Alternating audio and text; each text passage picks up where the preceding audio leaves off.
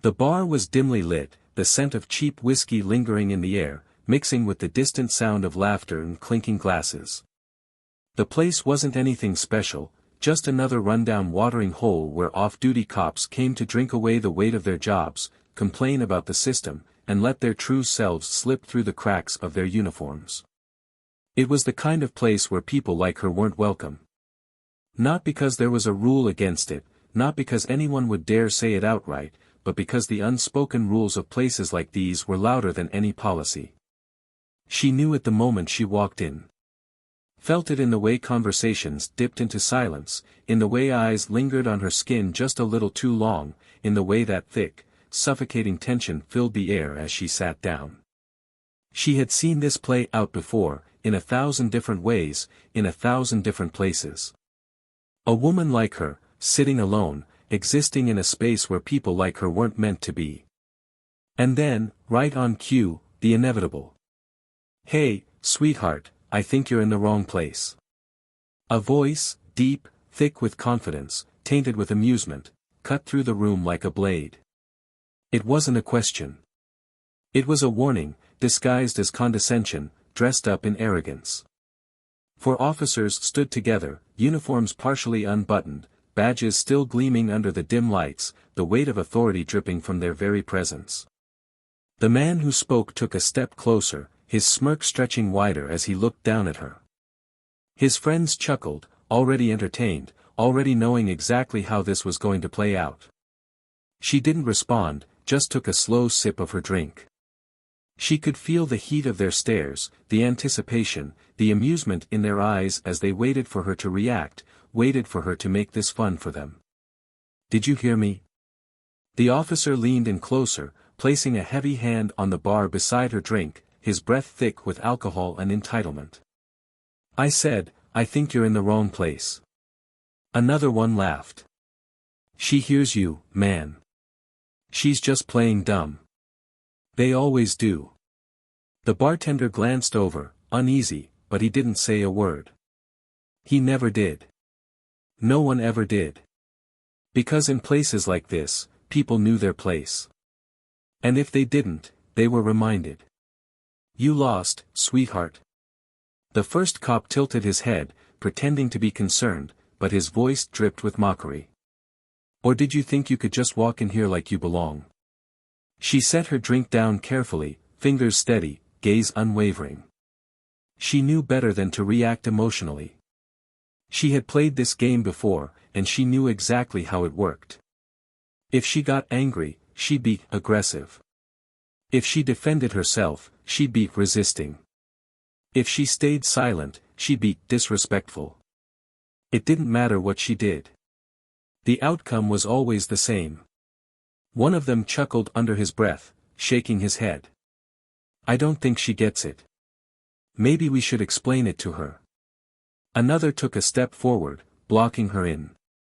"See, this bar isn't for just anybody. It's for us. The real people who run this city. Not criminals. Not troublemakers. Not people who think they can just walk in anywhere like they own the place." Her jaw tightened, but she didn't look away. "She's got that look," the third officer muttered, shaking his head. "That, I know my rights look. That, I'm better than you look. You know what I hate most about that look? It's always fake." The first cop laughed, nodding. "Yeah. They always think they know better. But out here, we make the rules. Not them. Not the news. Not some politician sitting in an office. Us." She let the words settle, let the weight of their ignorance and arrogance fill the space between them. She had seen men like them her entire life, men who believed that power was their birthright, that a badge gave them the right to decide who mattered and who didn't, that the world belonged to them and people like her were just trespassers in their domain. And they had no idea who they were talking to. One of them leaned in even closer, voice lowering into something darker, something more dangerous. "You think we won't throw your ass out of here?" Another laughed. "Hell, we could arrest you for loitering if we wanted. Or maybe for being a public disturbance. That sound good to you, sweetheart? Want to take a little ride downtown? She didn't flinch. She didn't blink. She just sat there. Watching them. Letting them dig their own graves. Because in less than 24 hours, the entire city would know their names. In less than 24 hours, those badges they wore so proudly would mean nothing. In less than 24 hours, the power they thought they had would be ripped from their hands. And when the dust settled, when the news cameras turned their attention to them, when the protests began and the public outcry demanded consequences, they would look back on this moment, the moment they thought they had control, the moment they thought they could say and do whatever they wanted without consequence. And they would remember her. The woman they tried to humiliate. The woman they tried to put in her place. The woman who was about to put them in theirs. Because by this time tomorrow, they would all be out of jobs. By this time tomorrow, their names would be plastered across every news outlet, their faces shared across every social media platform. By this time tomorrow, they would be publicly fired, disgraced, and humiliated in the exact way they had spent years doing to others. And the best part? They wouldn't see it coming. Before we begin, we want to make something very clear: Plow of Twist stands against all forms of racism. This channel is a space of respect, empowerment, and justice. To every black viewer watching this, your voice matters, your presence is powerful, and your story deserves to be heard. Tonight's story is not just about revenge, it's about justice, resilience, and the power of truth. So, sit back, stay engaged, and get ready for an unforgettable twist. If you haven't yet, subscribe to Plow of Twist and turn on notifications so you never miss a story like this. Now, let's dive in. Enjoy the story. The city of Birmingham, Alabama, was no stranger to history. It had been built on steel and sweat, on struggle and survival, on stories that never made the newspapers but were written into the streets, whispered in alleyways, carved into the bones of those who walked them. It was a place where past and present clashed daily, where the echoes of injustice had never truly faded, only changed shape. Some things, after all, never really died. They just learned how to wear a badge. For Sergeant Olivia Carter, Birmingham had always been home. It was where she was born, where she had spent her childhood watching her mother work 2 jobs just to keep food on the table, where she had learned, far too young, what it meant to be both black and a woman in a world that didn't expect either to rise too high. She had been the girl who asked too many questions, the girl who refused to lower her voice, the girl who, despite everything, still believed in something bigger than herself. And maybe that was why, despite everything she had seen, she still believed in justice. Not the kind written in law books, not the kind preached about in political speeches, but the kind that was real, that was lived, that was fought for tooth and nail because no one was ever going to just hand it over. She had joined the Birmingham Police Department with the kind of hope only the naive or the stubborn could carry. She had believed, truly, that she could make a difference, that she could be one of the good ones, that she could change things from the inside.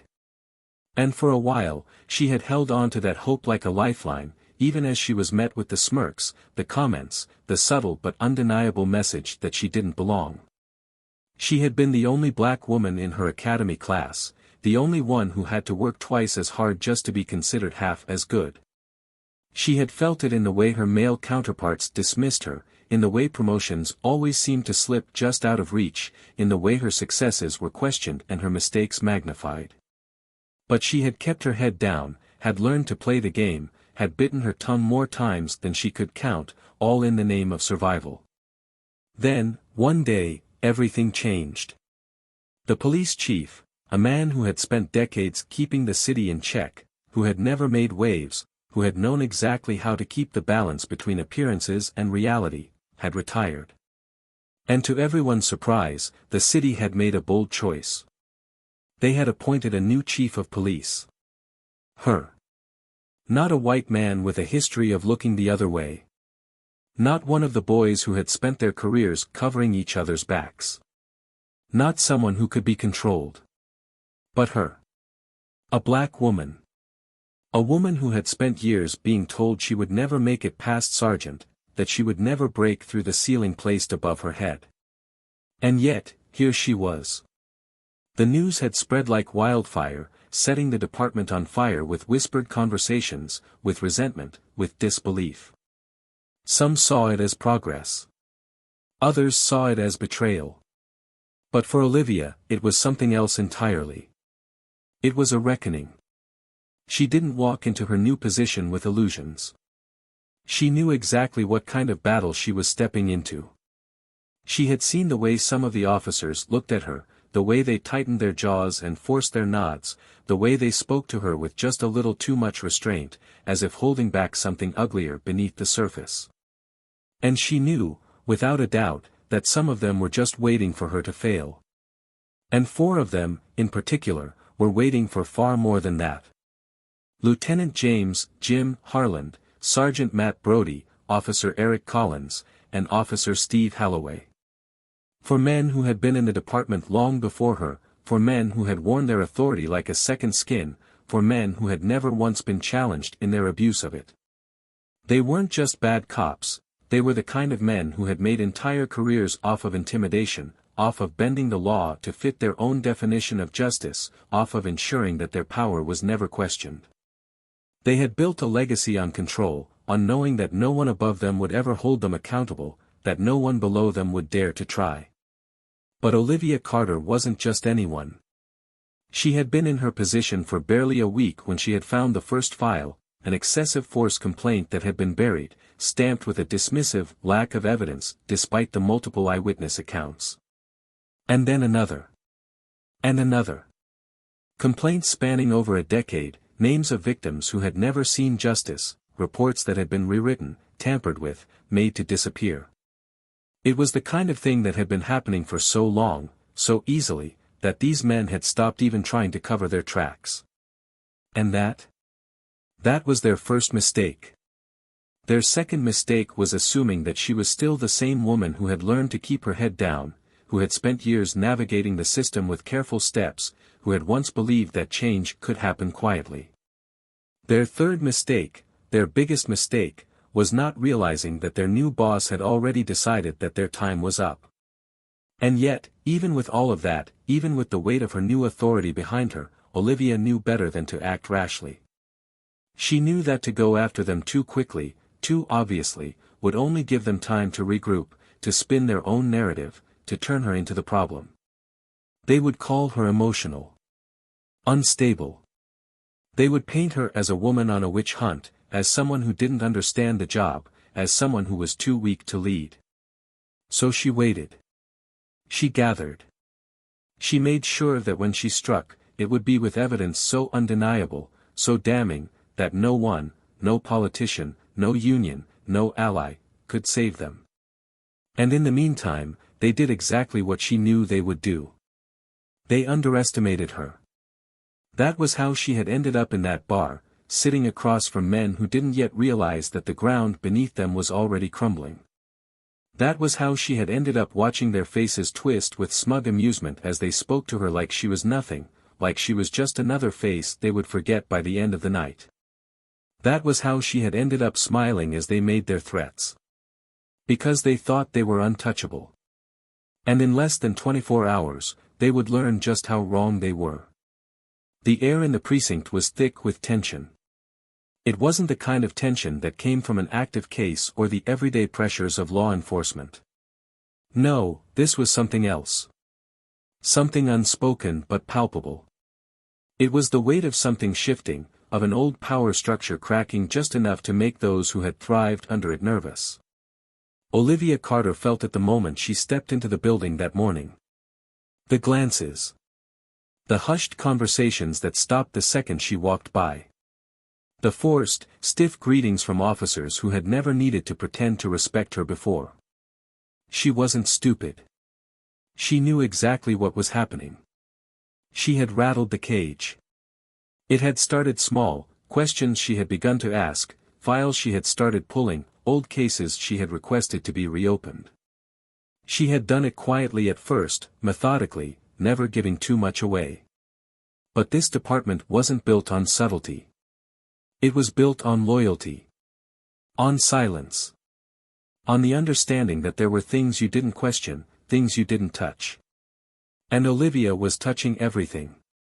She sat in her office, flipping through a thick stack of reports, each one damning in its own right. Excessive force complaints, civilian testimonies that had mysteriously disappeared from case files, body cam footage that had somehow been lost in the system. It was a pattern, a cycle that had been allowed to continue for years because no one with power had cared enough to stop it. Until now. She knew she couldn't move too fast. Knew she had to be strategic. The last thing she needed was to give them a reason to turn this against her.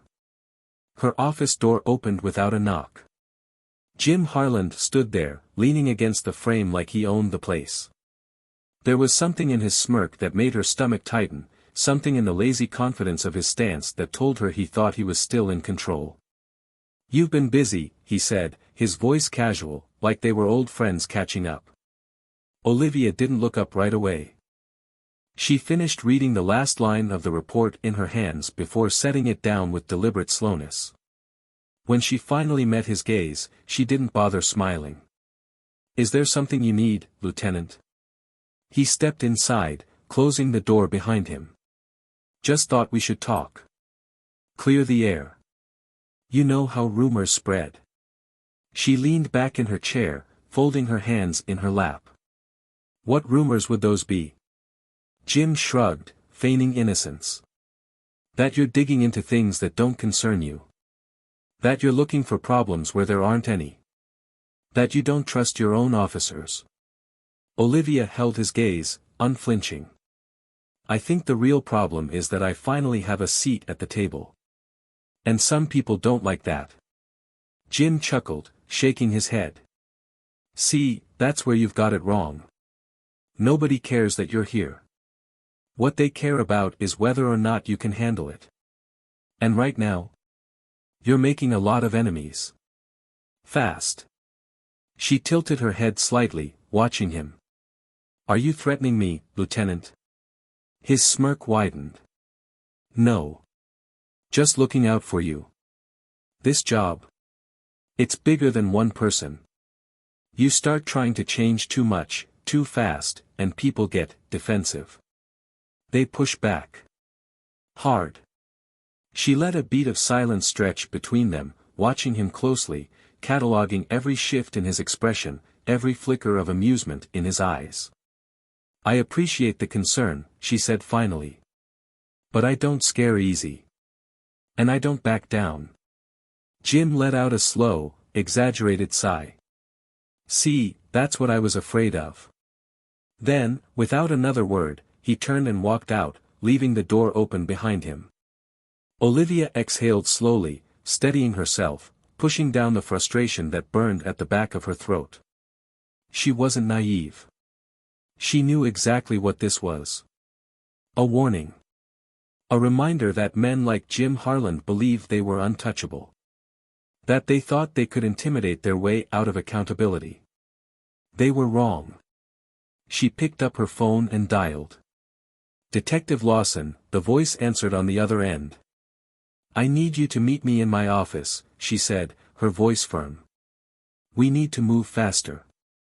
30 minutes later, Detective Andre Lawson was sitting across from her, his brows furrowed as he scanned through the files she had spread across her desk. He was one of the few people in this department she trusted. A man who had spent years trying to do the right thing in a system that punished people for it. And right now, he was the only person she could afford to confide in. "This is bad," he muttered, flipping to another page. "I know." Andre looked up at her. "And you're sure you want to go through with this?" She met his gaze without hesitation. "I'm sure." He nodded slowly, exhaling through his nose. "All right. But we need to be smart. We need undeniable proof. The kind they can't bury. And we need to take it to the right people at the right time. If we don't, they'll spin it. They'll turn it on you." "I know," Olivia said again, leaning forward. "That's why we're going to hit them where it hurts the most. Publicly. No deals. No quiet resignations. I want them exposed. Andre studied her for a long moment before nodding. Then we do it right. She felt a weight settle in her chest, heavy but steady. The kind of weight that came with knowing a storm was coming. Across the precinct, Jim Harland was standing in the hallway, watching her office through the glass. His jaw was tight, his fingers flexing at his sides. He knew something was coming. And for the first time in his life, he was the one who felt afraid. The precinct was buzzing, but not with the usual controlled chaos of police work. It was a different kind of energy, tense, unsettled, electric. The officers moved with a strange stiffness, their conversations hushed, their glances sharp and fleeting. Something was happening. Something big. And those who were paying attention knew exactly where the storm was about to hit. In her office, Olivia Carter sat behind her desk, her expression unreadable as she watched the screen in front of her. The video played on a loop, clear as day, undeniable in its brutality. Four officers, Harland, Brody, Collins, Holloway, standing around her in that dimly lit bar, their words soaked in arrogance, their laughter thick with entitlement. The insults, the mockery, the way they had tried to strip her of her dignity right there in front of everyone. And then the moment, Harland leaning in too close, Brody's hand twitching near his belt, Collins chuckling under his breath, Holloway muttering something under his breath that had made the bartender flinch. It was all there. Every second of it. She exhaled slowly. It wasn't just about that night. That was only the beginning of the end. The real damage had already been done, by them, over the years, with every abuse of power they had committed, every falsified report, every victim who had never seen justice. And now, they were about to face the reckoning they never saw coming. The door to her office swung open. Andre Lawson stepped inside, his face set like stone. It's time. Olivia stood, smoothing out her blazer, steadying herself. Her heart was steady. Her mind was clear. There was nothing left to prepare. She walked out into the main precinct floor, feeling the weight of dozens of eyes on her as she made her way toward the press room. The whispers swirled, the anticipation thick in the air. Behind her, Harland, Brody, Collins, and Holloway sat at their desks, oblivious. Laughing. They had no idea. Then, the intercom crackled to life. A voice filled the room, even and professional, all personnel, please report to the press room immediately. A beat of silence. Then movement. Officers stood, exchanged uncertain glances, began filtering out toward the room. The four men remained seated, their amusement flickering with something new. A sliver of unease. What's this about? Brody muttered, frowning. Harland leaned back in his chair, unconcerned. Probably another department-wide bullshit meeting. Let's get this over with. They had no idea that in a matter of minutes, their entire world would collapse around them. Inside the press room, the tension was suffocating. Rows of officers filled the seats, some shifting uncomfortably, others already piecing together that something was wrong. The chief never called last-minute meetings like this. And certainly never with the press already stationed inside, cameras rolling, journalists waiting with pens poised, their expressions sharp with curiosity. Olivia stepped up to the podium, her fingers curling briefly around the edges before she spoke. Her voice was calm, but there was iron beneath it. This department stands for justice, she began, her gaze sweeping over the room.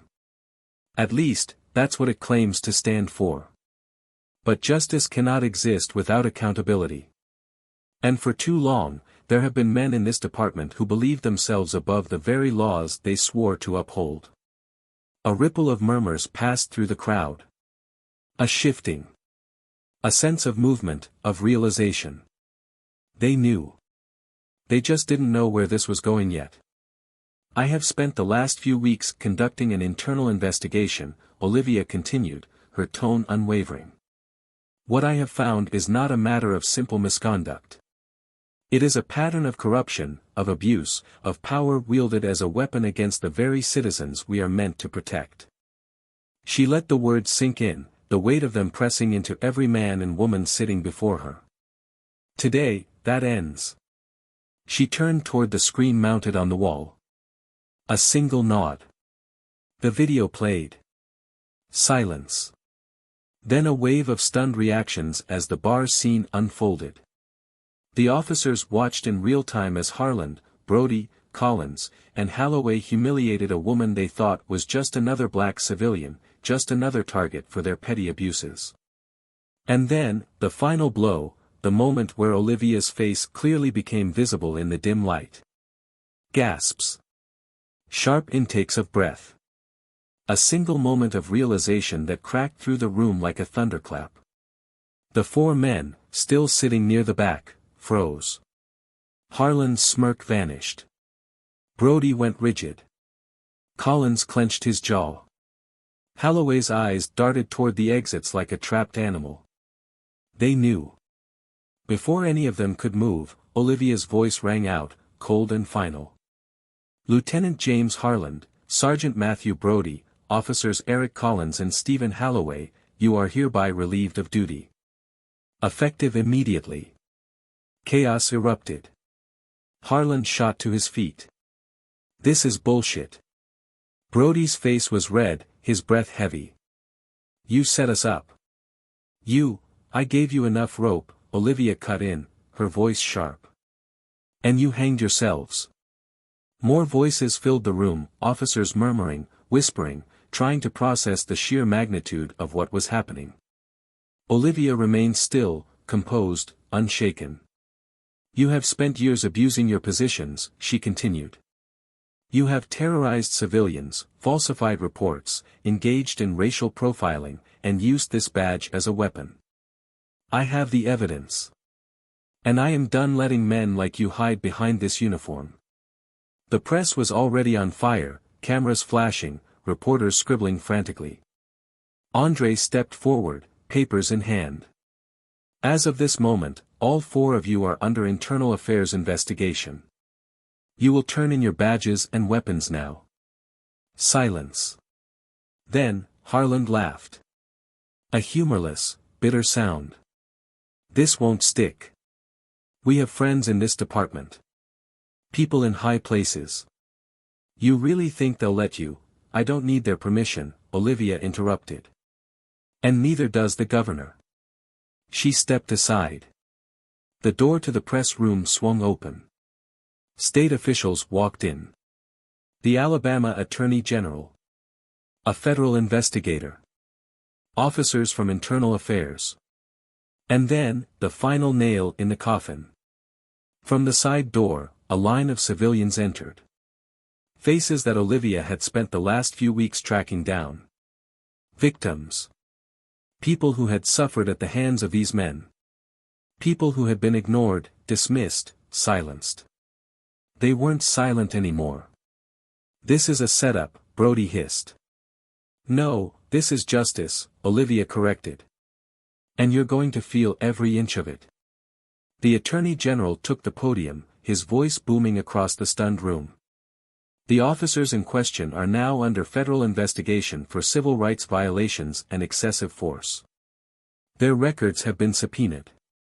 Effective immediately, their law enforcement credentials are revoked. Pending further review, criminal charges may follow. Harland's face drained of color. Collins staggered back, as if reality had just punched him in the gut. Holloway looked sick.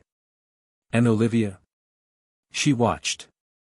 She watched as the men who had spent their careers making others feel powerless now faced the one thing they had never expected. Consequences. And it was just getting started. The room had erupted into chaos. The weight of what had just happened settled over the precinct like an iron fog, pressing down on every officer, every reporter, every set of eyes that had just witnessed the unthinkable. The four men who had once swaggered through these halls with unchecked power now stood stripped of their authority, their faces twisted in disbelief, rage, humiliation. Olivia Carter watched them closely, her expression unreadable, her presence unwavering. This was the moment they had never seen coming. The moment they had never thought possible. Harland's fists clenched at his sides, his face flushed red with fury. His entire body was coiled tight, like a predator backed into a corner. His voice came out low and seething. You think this is over? You think you can just waltz in here and destroy us? Olivia didn't flinch. She met his eyes with something far colder than anger, certainty. You destroyed yourselves, Harland. I just turned the lights on. Brody let out a sharp, bitter laugh, shaking his head as he turned in a slow circle, as if searching for support from the other officers. This is a goddamn circus. You really think any of this is gonna stick? You really think they'll let you get away with this? You're a black woman in a department that barely wanted you here in the first place. Who the hell do you think is gonna back you when this all blows up? Olivia didn't hesitate. The truth will. The law will. And trust me, the people outside this building? They're watching.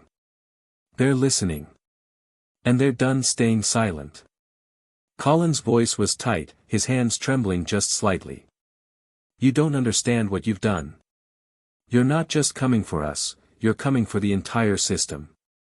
Do you have any idea how deep this runs?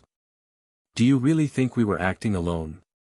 There are people higher than us, people who, I don't care who else is involved, Olivia interrupted, her tone sharp as a blade.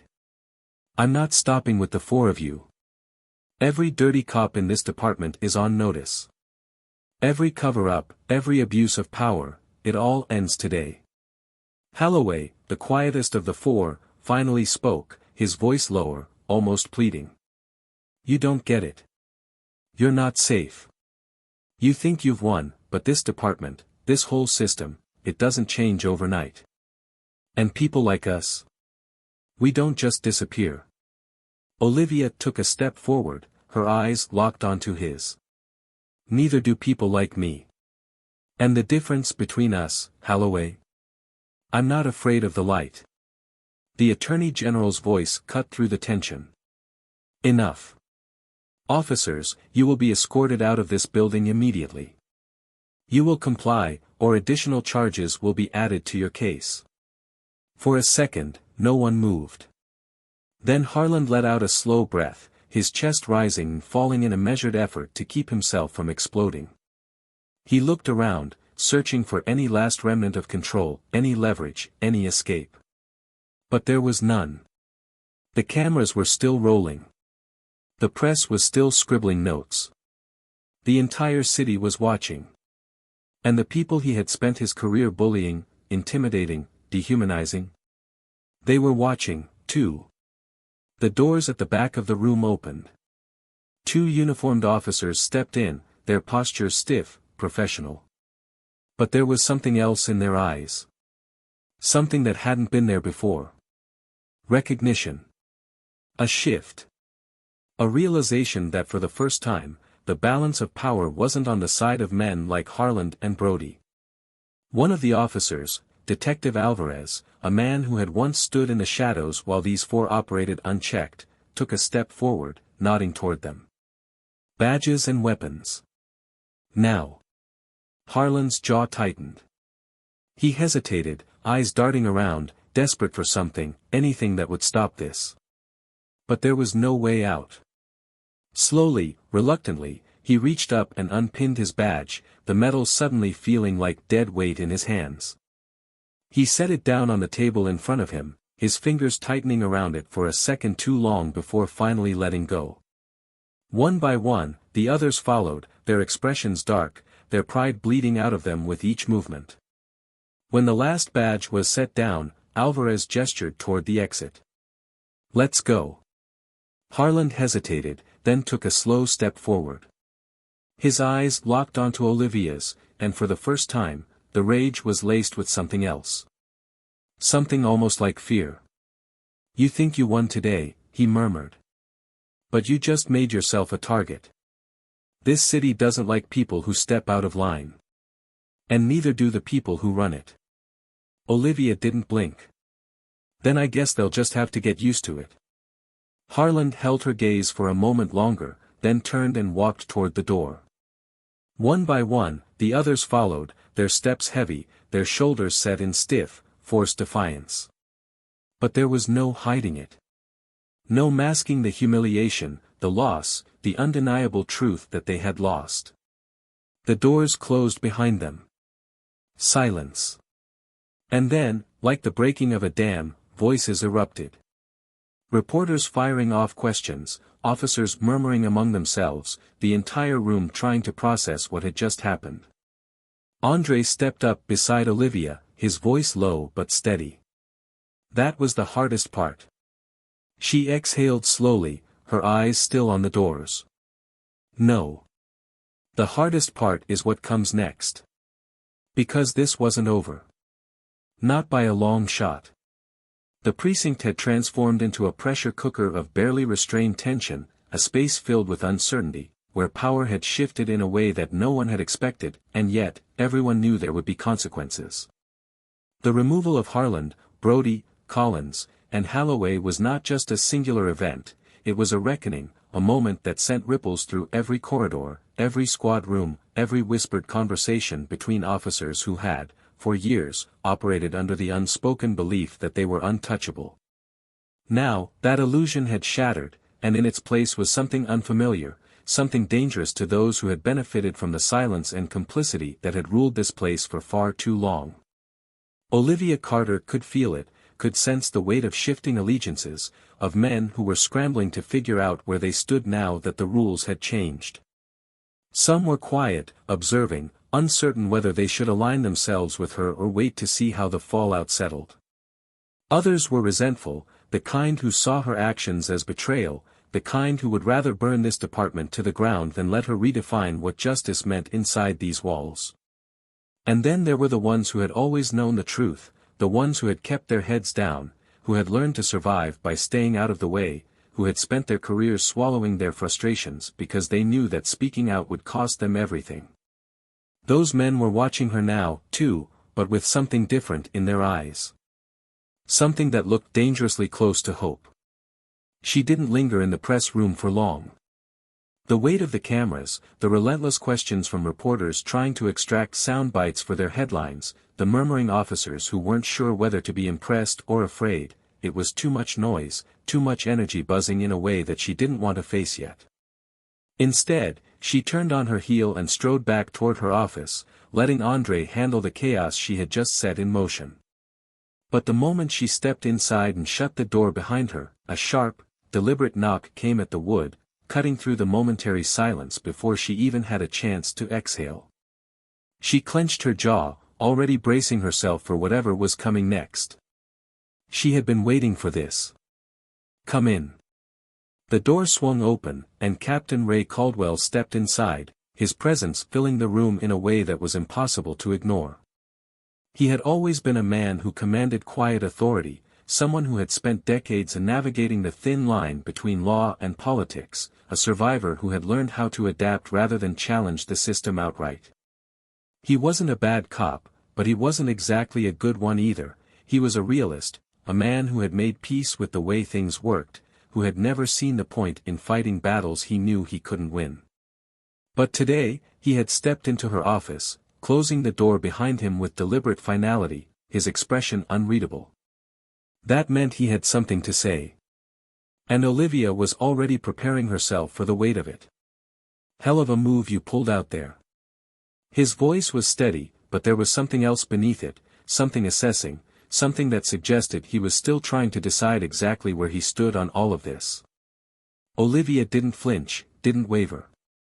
She leaned against her desk, arms crossed over her chest, meeting his gaze with the same unshakable confidence she had worn all day. "You disagree with it?" Ray studied her for a long moment, then exhaled through his nose, shaking his head. "No. But you just made a lot of enemies.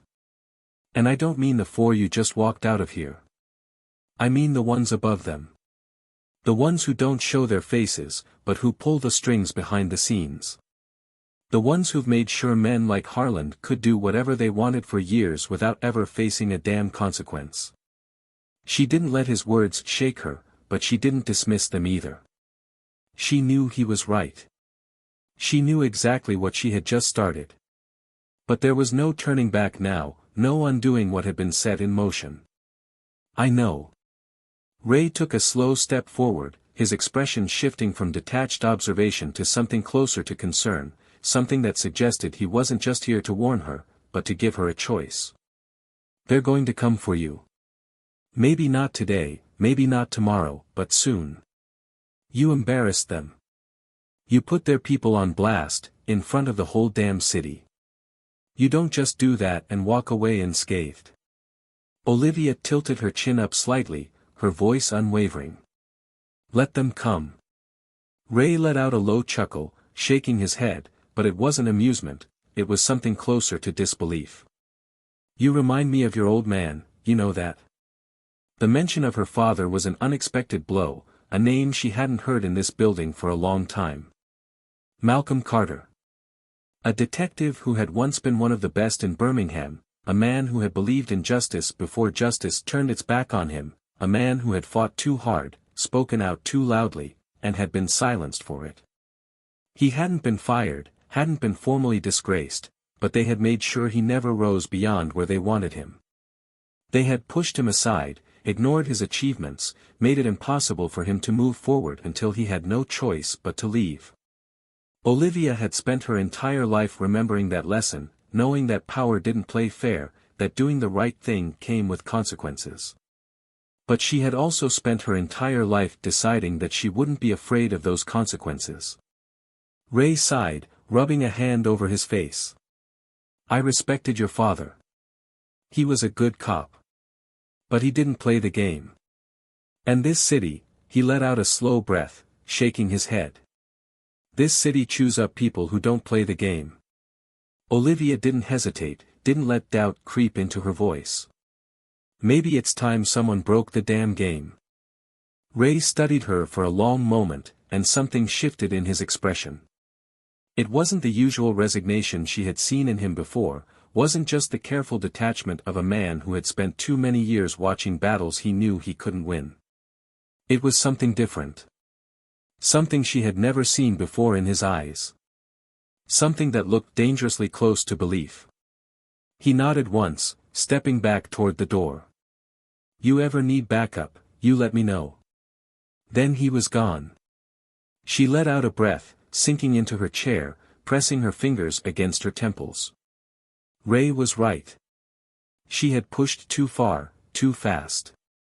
And now, she had a department full of officers who were questioning their loyalties, a political machine that was gearing up to bury her, and 4 disgraced men who were about to make her life a living hell. Her phone buzzed. A text from Andre. Turn on channel 7. Now. Her stomach twisted. She grabbed the remote, turning on the small TV mounted in the corner of her office. The news broadcast flickered to life, showing a live segment outside the precinct. And standing there, in front of a swarm of microphones, was Harland. He looked composed, calculated, like a man who had rehearsed every word he was about to say. His voice was smooth, controlled, filled with righteous indignation. My colleagues and I have been unfairly targeted in what can only be described as a politically motivated takedown. Chief Carter has made it clear that she is more interested in settling personal vendettas than in leading this department with integrity. Her grip on the remote tightened. We have loyal officers inside that building who know the truth, Harland continued, his gaze dark, deliberate. And they won't stand by and watch this department be torn apart from the inside. It wasn't just damage control. It was a declaration of war. Andre's voice came through her phone, tense. He's rallying them. He's trying to turn the department against you. Olivia inhaled slowly, her pulse steady. Let him try. But even as she said it, she knew, this fight had only just begun. The weight of what had just happened was still settling in, pressing into every corner of the precinct, into every shift of movement, every wary glance exchanged between officers who were still trying to decide which way the wind was going to blow. Olivia could feel it the second she stepped out of her office. The energy had changed. The tension wasn't just from shock anymore, it was divided now, split into factions, into those who supported her, those who were afraid to pick a side, and those who had just declared war. Harland's press conference had been a strategic move, an attempt to twist the narrative before it could fully form, to cast himself as the victim, to paint her as reckless, vindictive, dangerous. And the worst part? She knew that for some people, it was working. André was already waiting for her near the main floor, his face tight with restrained frustration. "You saw it," he said, his voice low but edged with something sharper than anger. Olivia nodded, crossing her arms. "Yeah. I saw it." André exhaled hard, shaking his head. "The phones have been ringing off the hook since that damn press conference started. We've got union reps calling in, we've got people higher up in city government suddenly concerned about how this is going to reflect on the department, and to top it all off, half the force looks like they don't know whether to salute you or turn their backs." Olivia didn't look away. "Good. Let them be uncomfortable." André huffed, rubbing a hand over his face. "I get it. I do. But you know as well as I do that we're not dealing with logic here. We're dealing with loyalty, and Harland just made it real damn clear that there are still plenty of people in this department who are loyal to him." She didn't argue, because she knew he was right. This wasn't just about exposing corruption anymore. This was about who still believed in the old system, who wanted to fight for it, who wanted to bring her down before she could tear out its roots completely. And Harland had just given them permission to do exactly that. A voice cut through the thick air, sharp, loud enough to draw attention. "You really think this is gonna hold?" Both Olivia and André turned. Officer Kyle Mercer stood a few feet away, arms crossed, his posture stiff, his expression unreadable. He wasn't a rookie, he had been here long enough to know better, to see what was happening, but he had also been close to Harland's circle. Not one of the worst, but not someone who had ever spoken out against them either. He was one of those men who had benefited from the way things were, without ever having to get his hands too dirty. And now, he was testing her. Olivia didn't move, didn't react. She just watched him. "What exactly do you mean, Officer Mercer?" He scoffed, shaking his head slightly. "I mean this whole damn circus. This purge you're trying to pull off. You really think you're gonna walk in here, take out 4 officers, 4 men who've been here longer than you've even been wearing a badge, and that the rest of us are just gonna sit back and let it happen?" André took a small step forward, his voice tight. "You saying you have a problem with getting rid of bad cops, Mercer?" Mercer held up his hands in mock surrender, but his smirk didn't fade. "Oh, come on. We all know how this works. You want to talk about bad cops? Fine. Let's talk about the ones who are still walking around. Because last I checked, Harland wasn't the only one who's ever bent the rules in this place. Hell, I've seen guys in this department do worse and walk away with a damn medal." Olivia felt the air shift. The other officers nearby were listening now, watching, waiting, seeing how far this would go. Mercer knew exactly what he was doing. He was stirring the pot, planting seeds of doubt, giving the ones who were already on the fence a reason to doubt her too. She took a slow step forward, closing the distance between them just enough that he had no choice but to look her in the eye. "You're right. This department has protected bad cops for a long time. And that is exactly why I'm not stopping with Harland. Every name that's in those files. Every officer who thinks their badge makes them untouchable. I'm coming for them, too. So if you're worried about how this plays out, Mercer, you might want to ask yourself why." For the first time, something in his expression faltered. Just slightly. Just enough. He let out a short, dry laugh, shaking his head. "You really think you're gonna last long enough to see that through?" Olivia smiled, but there was no warmth in it. "Try me." Mercer held her gaze for a long moment, then scoffed again, turning away, muttering something under his breath as he stalked off. The tension in the room didn't ease, but something had shifted. She had made it clear. There was no middle ground anymore. Andre let out a slow breath, rubbing his jaw. Damn. You know he's not gonna be the last one to test you, right? I know. Olivia exhaled, feeling the weight settle deeper. But the ones who are still sitting on the fence. They just got a message loud and clear. Either they're with me, or they're in the way. Andre nodded, eyes scanning the room. Yeah. And we're about to find out exactly who's who. The day dragged on, but the energy never settled. Olivia spent the next few hours dealing with the political fallout, calls from city officials who suddenly wanted to discuss the way things had been handled, thinly veiled attempts to pressure her into backing down, into quietly handling this internally, instead of making a spectacle out of it. She shut down every single one. She made it clear that this wasn't going to be swept under the rug. If the city wanted to have a problem with her, then so be it.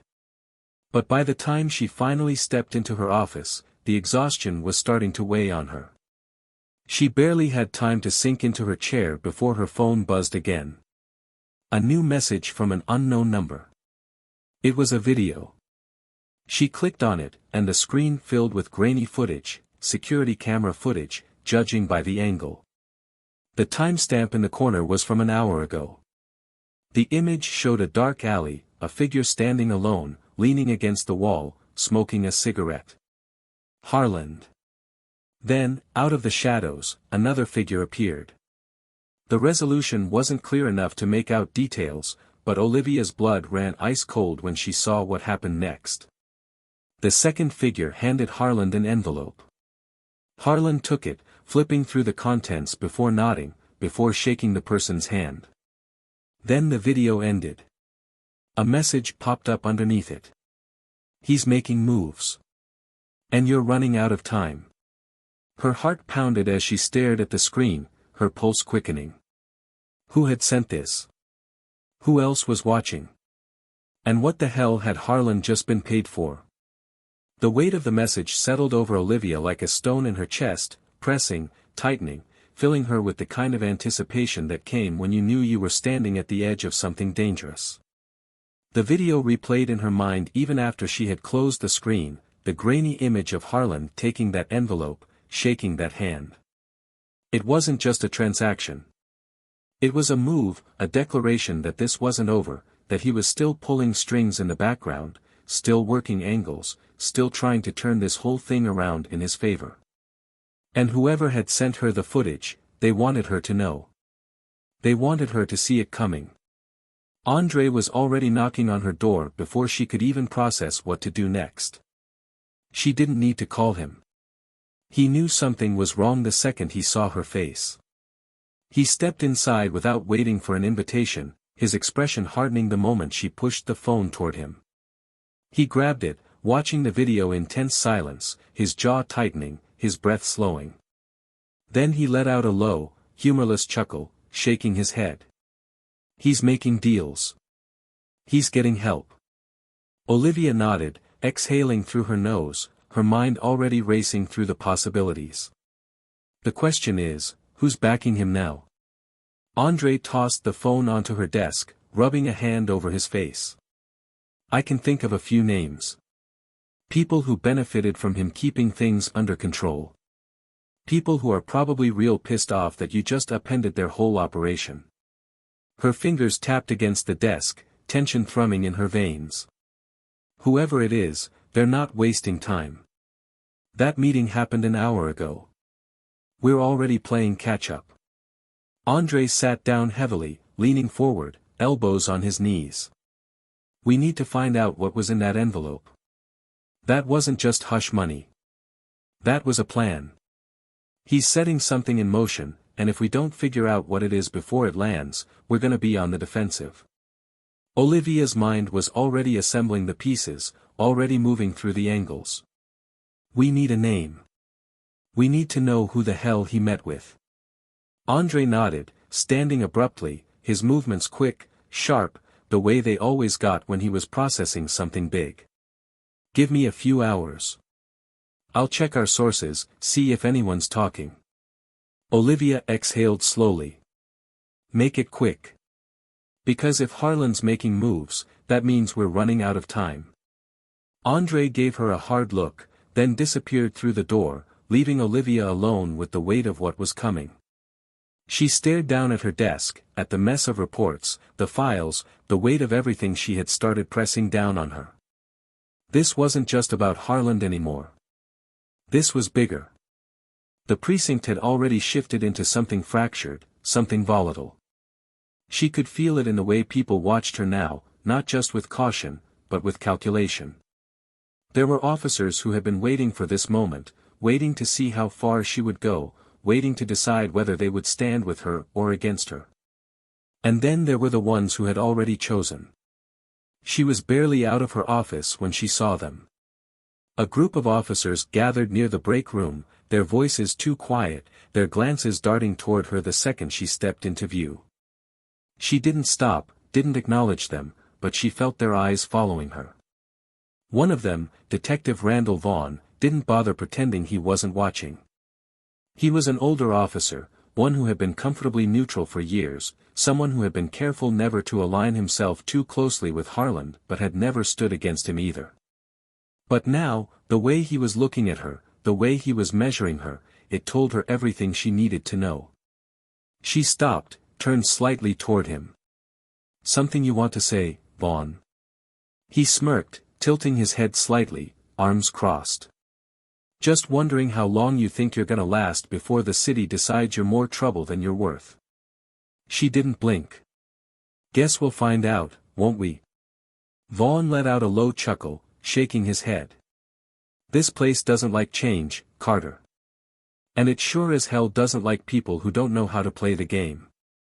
She stepped closer, lowering her voice just enough that only he could hear.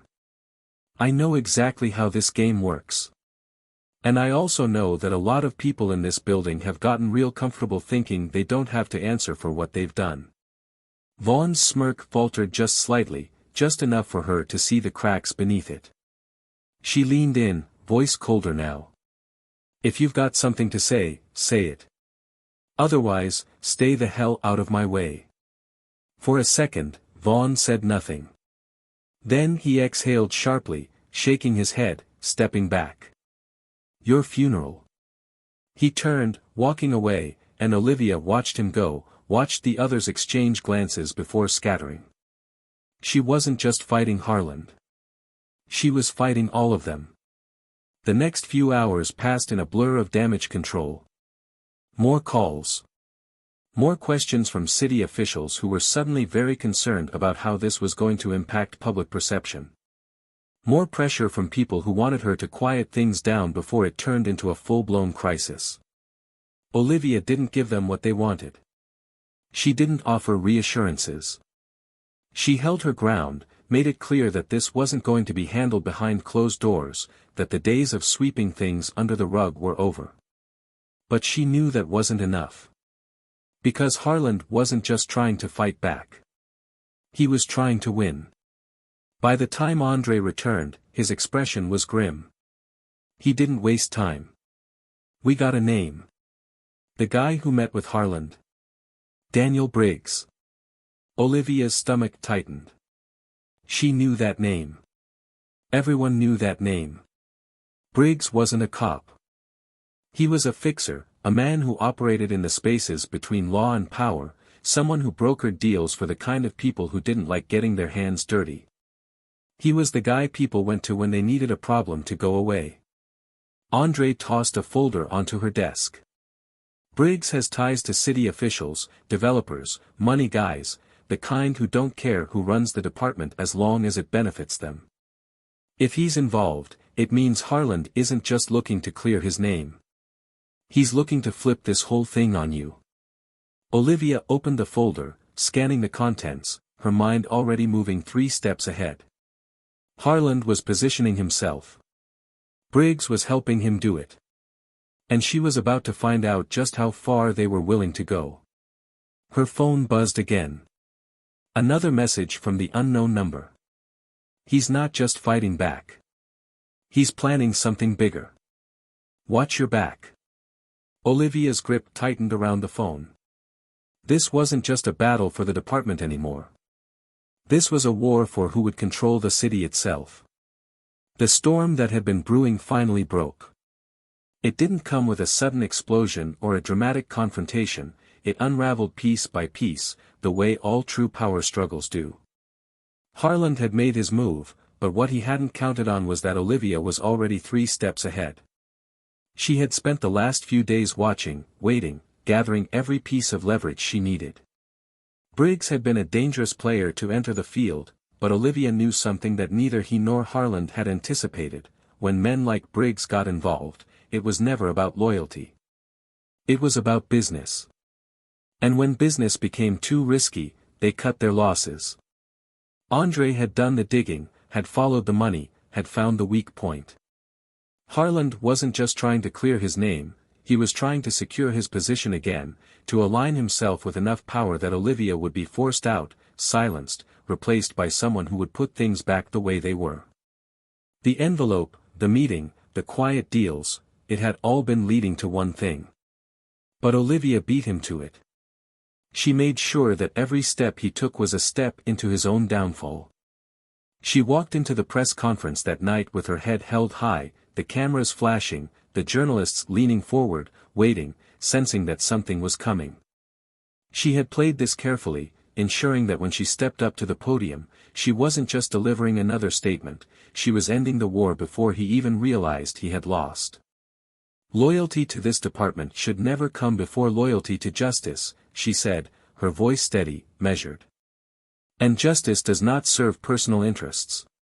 Justice does not protect those who abuse their power.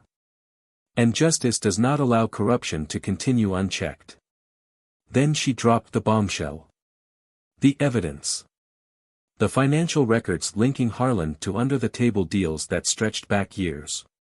The recordings, silent agreements, whispered threats, conversations that Briggs had ensured were documented as insurance. She had flipped the script, using the same system of leverage and survival that men like Harland and Briggs had relied on for decades. And now, standing under the hot glare of the cameras, she watched as the weight of it crushed him in real time. Harland, who had spent his entire career believing he was untouchable, sat stone-faced as the walls closed in. His lips pressed into a thin line, his fingers gripping the armrests of his seat like he could physically hold on to whatever shred of control he had left. But there was no escaping this. Not anymore. Brody, Collins, and Holloway had already turned on him, had chosen self-preservation over loyalty, had fed investigators every detail in exchange for leniency. They had been dragged through their own public trials, stripped of their dignity, their records tarnished beyond repair. And now, as the cameras turned to Harland, the man who had once stood at the top of the food chain, all he could do was sit there and take it. Olivia made sure there was no quiet exit, no secret deal to make this go away. The city watched as he was escorted out of the room, his face unreadable, his career, his reputation, his entire life crumbling around him. Briggs, sensing the sinking ship, had vanished into the background, his influence neutralized, his deals exposed. He wasn't the kind of man to go down with a lost cause, he had already moved on, leaving Harland to take the fall alone. And just like that, it was over. The days that followed were quieter but no less significant. The department reeled from the impact, officers shifting, some standing by her, some leaving, some still bitter but too afraid to act on it. Mercer, who had once challenged her so openly, had gone silent, retreating into the background. Vaughn, the one who had once sneered at her for trying to break the game, had requested early retirement. The system was still there, still full of cracks and corruption, but the fear had shifted sides. And Olivia? She didn't just survive. She won. Her office was quieter now, the noise having settled, the pressure of battle replaced with something new. Andre sat across from her, flipping through the latest reports, his expression lighter than it had been in weeks. "You actually did it," he said, shaking his head, a slow smirk forming. "I mean, I knew you would. But damn, watching him go down like that." That was something else. Olivia exhaled, leaning back in her chair. It's not over. There's still work to do. Andre nodded. Yeah. But for the first time in a long time, it actually feels like things might change. She didn't answer right away. She just let it settle, let the truth of it sink in. Because this wasn't just about Harland. This was about the whole system. And she knew the fight wasn't over. But she had made one thing clear, she wasn't afraid to take it on. That night, as she stepped outside the precinct, the air felt different. The city, the department, everything had shifted. And as she looked up at the skyline, at the place she had spent her whole life fighting for, she knew one thing for sure. She wasn't going anywhere. Justice wasn't just an idea. It was a fight. And she was ready for it. And now, let's talk about what this story really means. This isn't just fiction. This is reality for so many people. The fight for justice isn't always about one big battle, it's about the small, deliberate choices we make every day. It's about who we stand with, who we stand against, and how much we're willing to risk to do what's right. So let me ask you, what would you have done? If you were in Olivia's position, would you have fought? Would you have risked everything to take down a system that wanted to silence you? Or would you have stepped back, knowing how dangerous it was? I want to hear your thoughts. Drop a comment, tell me what you think. Do you believe justice like this is possible in real life? Or do you think the system is too strong to change? And if you enjoyed this story, if you want to hear more tales of justice, power, and shocking twists, make sure you subscribe to Tales of Twist. Turn on notifications so you never miss a new story. Because here, every story has a twist. And you don't want to miss what's coming next.